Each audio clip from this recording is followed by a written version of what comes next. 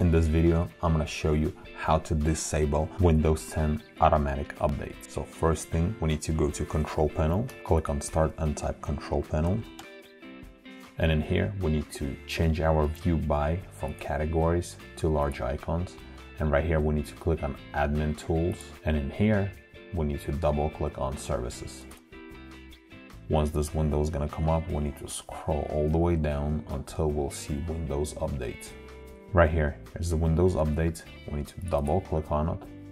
And right here, first, we need to stop the service. Click on Stop.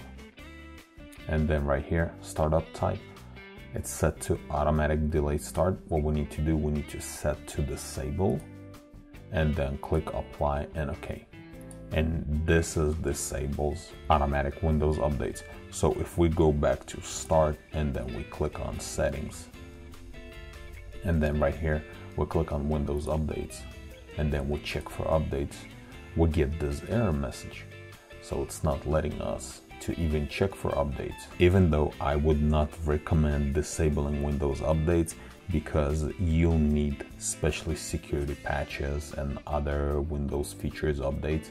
You'll need those, but if by some reason you need to disable, this is the way how to do it.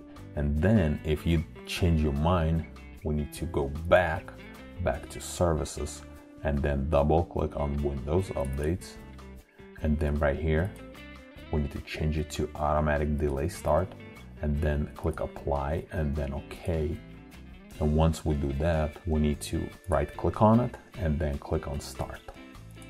This is gonna start the service. Now it's running. Now we can verify.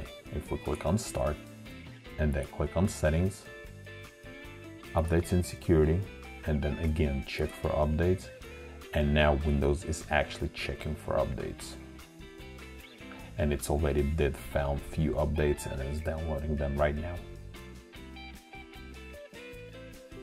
So this is the way how to disable your Windows updates automatically to download and install them.